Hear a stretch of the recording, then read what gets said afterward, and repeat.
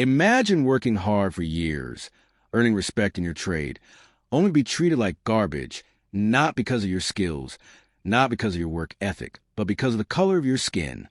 That was my reality. But when my racist manager crossed a line one too many times, I taught him a lesson in the pettiest way possible, and it ruined him. D. Intro call to action, next 15 to 20 seconds.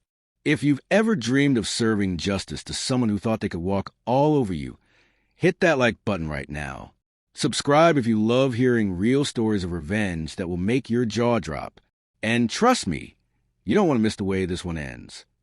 Setup: early innocence and first encounters with racism. I want you to picture a kid.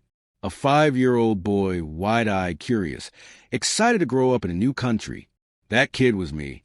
My family migrated legally to the UK from Africa when I was still young enough to see the world as one big playground. To me, Wales was supposed to be the land of opportunity, a place where, if you worked hard, you could build a life for yourself. At that age, I didn't know what racism was. I didn't even know the concept existed. Kids don't think like that. You're just friends with whoever shares your football or your sweets. But as I grew up, little by little, I started noticing something. Some people treated me differently, not because I was loud, not because I was rude. No, it was because of my skin. And by the time I entered the trade, working toward becoming a qualified HE mechanic, that difference had a name: racism. College years, the first bruises. My apprenticeship was 3 years of block release, splitting my time between college and working in a dealership. I loved the work. I loved engines, problem solving, getting my hands dirty. But there was something I didn't love: the way tutors and students alike sometimes treated me. At first, it was small comments.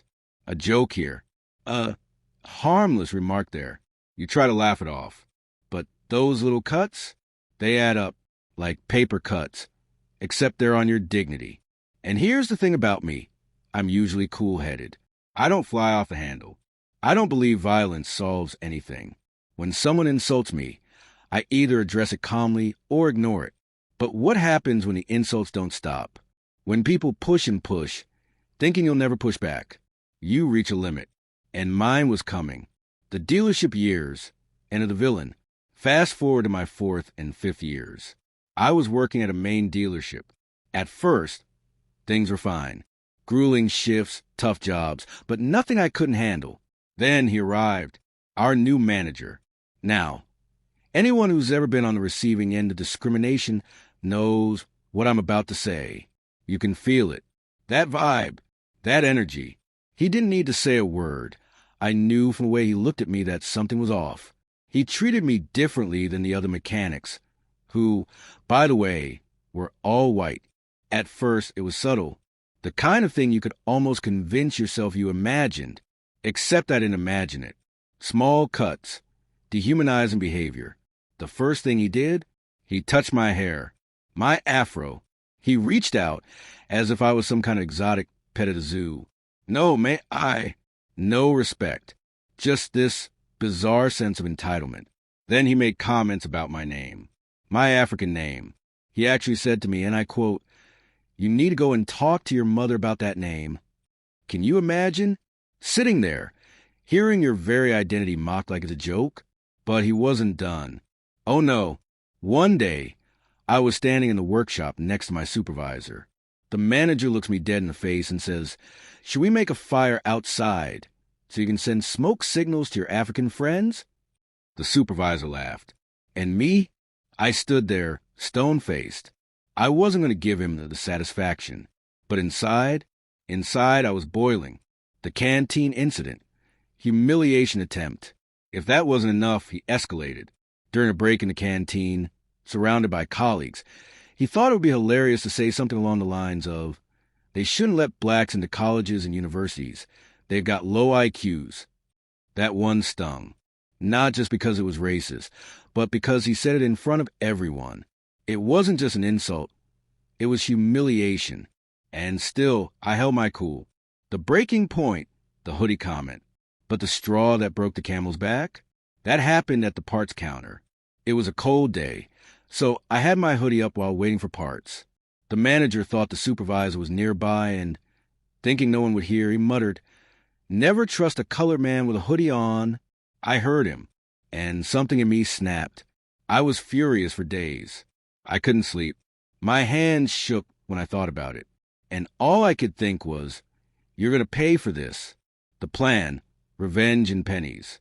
Now, here's where the story takes a turn. See, the manager had this little side hustle.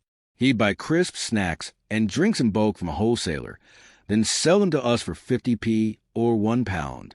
The money? He used it for Christmas parties and drinks. But here's the kicker. He had one rule. You had to pay in 50p pieces or £1 coins. No small change. I remembered an incident where one mechanic, struggling with money, paid with copper coins. The manager tore into him, gave him a proper bullocking. And that's when it hit me. That was my way in. That was my revenge. The execution, £4 of copper. I went home, grabbed a jar of coins, and spent hours counting out £4 worth of 1p and 2p coins. The sound of them clinking in the jar, it was music to my ears. The next day, I walked into work like nothing was wrong, picked up some snacks, and when it came time to pay, I slid those £4 worth of copper coins across the table. Clink, clink, clink. The look on his face? Priceless. The explosion, manager's rage. Later, during our first break at 10 a.m., the manager stormed in the canteen like a thundercloud. "Who did this?" he bellowed. I looked him dead in the eye, calm as you like, and said, "That was me." Silence. Then chaos. He exploded, shouting, ranting, waving his arms. "You guys have nothing better to do. I'm not going to be doing this anymore because you don't appreciate it." He stormed out, red in the face, while I sat there with the biggest grin plastered across mine. Aftermath, supervisor's backlash. But not everyone appreciated my little act of justice. My supervisor pulled me aside later. "You've ruined it for everyone now," he scolded. "You better bring in the correct money tomorrow." Funny, isn't it? The same supervisor who laughed at the racist smoke signal joke, now angry at me for standing up for myself. The final blow, manager's fall. Not long after, I left the company. I'd fallen out with most of them. They didn't like that I wasn't part of their little clique, that I refused to play sheep. But here's the sweet part. The racist manager? He was sacked. Well, asked to resign, so he wouldn't have the embarrassment of being outright fired. But either way, he was gone. On his last day, he bought food for everyone, a kind of farewell gesture. Everyone gathered in the canteen. Everyone except me. I stayed at my station, working through my break. He even had the audacity to come over and say, "Behave yourself while I'm gone." Behave myself? From a man who mocked my heritage, my intelligence, my very existence? I didn't even look at him. No handshake.